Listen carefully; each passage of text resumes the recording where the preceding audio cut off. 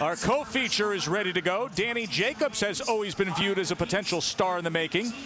Now, after a year of fighting on major pay-per-view undercards, he gets a taste of the spotlight shining bright on him. Tonight, he faces Jose Varela. There's Danny Jacobs, 22 years old, yet to be in very tough. 14-0 with 13 knockouts, 6'1", 161 pounds, overflowing with pure raw talent. Proud to be from Brooklyn, specifically the Brownsville section of Brooklyn, a part of New York that has produced, Teddy, some of the all-time greats of the game. Yeah, and right next door is Bedford-Stuyvesant, and some of these fighters share those residencies. You have Mike Tyson from Brownsville, youngest heavyweight champ of all time, Floyd Patterson.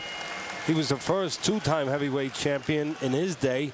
Riddick Bowe, Eddie Mustafa Muhammad was a light heavyweight champion, good banger, southpaw. Mark Whelan, maybe the greatest amateur of all time. We talked about it earlier. He comes from Bed-Stuy, and Shannon Briggs from Brownsville. So I don't know what's in the water in that area of New York City, but I'll tell you, they're doing something right. Yeah, Jacobs has been drinking it up. And there's Jose Varela. We've seen him before. 31 years old.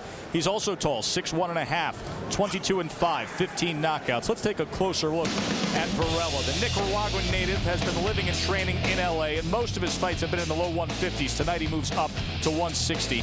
Says he's got one big edge over Jacobs, and that is experience. He's gone the distance with the likes of Richard Gutierrez and Edison Miranda. And that top competition he's been in with, he's hoping that pays off tonight against the 14-0 Jacobs, who we told you has been in soft, so they are scheduled for 8, and John O'Brien is the ref. Received your instructions in the dressing room. Expect a good, clean, professional contest. Obey my commands at all times. Protect yourselves at all times. These trunks are a little bit high. Let's touch them up. Back to your corners. Good luck, gentlemen. Teddy, it's time for the Just for Men hair color stay in the fight analysis. Well, let's start with the undefeated fighter, Jacobs. Your opponent has lost 3 straight and is coming in on late notice, and he's smaller than you. Go to the body, be the boss. Varela, you have been in with the much better opposition, and he has never been past 6 rounds. So go land the right hand and test him late in the fight.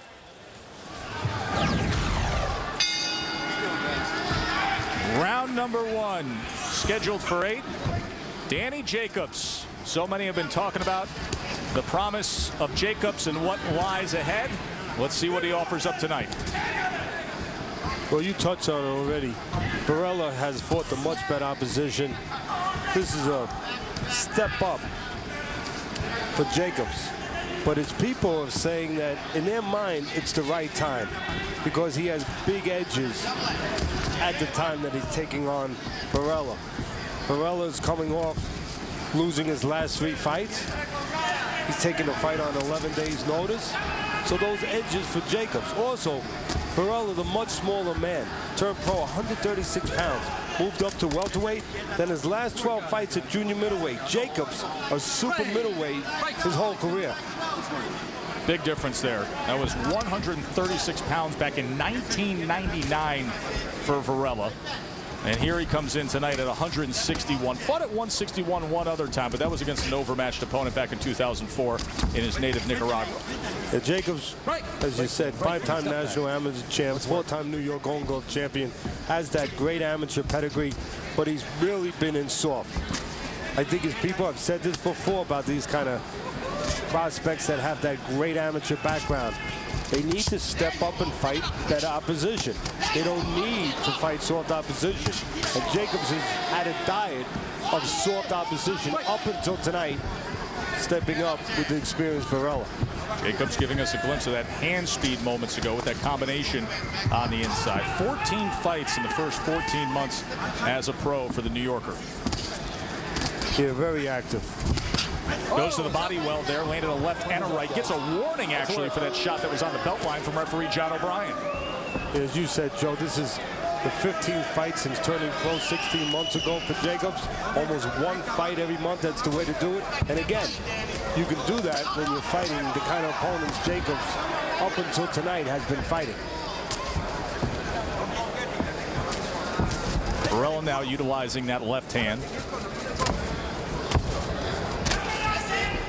You know, one of the things that I always ask, I see 14-0, 13 knockouts. You know what I'm going to say? Is that real power or real bad opponents? Well, I think, to be quite honest, up to this point for Jacobs, it's been real bad opponents. I don't think Jacobs is that kind of puncher. I think he's a good, solid prospect, knows how to fight, has been taught how to fight, is calm in the ring. But I don't think he's that kind of TNT guy.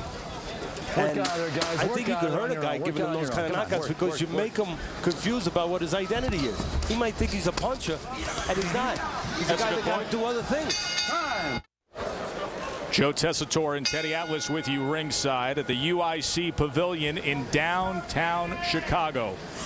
Danny Jacobs, the 22-year-old New York-based prospect, 14-0 with 13 knockouts. He's been showcased on so many of the big pay-per-view undercards in the past year. He was on the Pacquiao De La Hoya card, Hopkins Pavlik, Mosley Mayorga, now in co-feature status here on Friday Night Fights, and was actually a bit of a step up against Jose Varela. And Varela's been in tough, and he's lost 3 straight against the likes of Gutierrez, Joel Julio, and Saul Roman.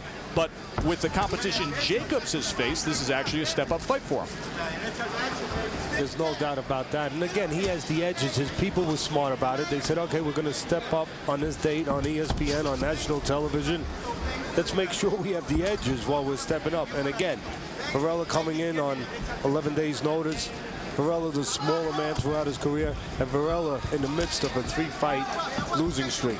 Teddy, at the end of the first round, you brought up a very interesting point in theory about Danny Jacobs having 13 knockouts early on in his career and potentially getting a false sense of maybe what he is as a fighter because of the competition he's been in. Yeah, they had him on a real soft food diet. I mean, pretty much a liquid diet, to be quite honest. And oh, there's a good right hand by Jacobs. And it looks like Varela. It's over. It's just staying there. Stay down, stay down, stay down. Just like that, Danny Jacobs says, hello, ESPN. His first co-feature fight in this kind of a spotlight. And boy, oh boy, did he just enjoy the spotlight. Big time with the right hand.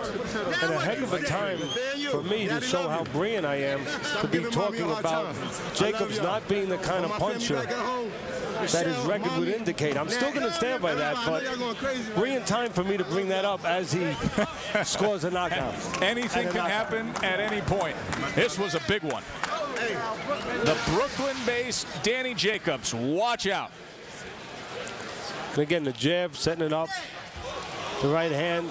He goes downstairs to get his eyes downstairs. That right hand downstairs sets up the right hand upstairs, and then right on the tip of the chin. Take another look right there. The right hand downstairs, not a lot of damage, but gets his eyes down. He's looking down, never sees the right hand coming. And to be quite honest with you, the body language looked like Varela did not want to continue, did not want to overcome that knockdown and eventually the knockout. But again, the punching downstairs, good technique. And to me, that's what Jacobs is. He's a pretty good technical fighter. He has all that amateur background. And I'm going to say it again, at the risk of looking even sillier after he scores a nice knockout. He is not a monster puncher. He's a guy who's going to have to use his jab. He's a guy who's going to have to keep his work rate up. He's a guy who's technically going to have to be responsible. And he's a guy that's going to have to be consistent as he steps up the boxing ladder.